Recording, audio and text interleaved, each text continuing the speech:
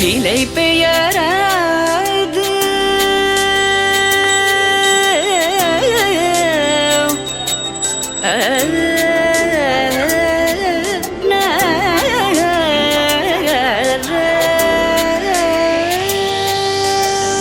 நிலை பெயராது சிலை போலவே நின்ற நிலை பெயராது சிலை போலவே நின்ற நேரமாவதறியாமலே மிக வினோதமான முரளிதர நேரமாவதறியாமலே மிக வினோதமான முரளிதர என்பன மலை பாயுதே கண்ணா.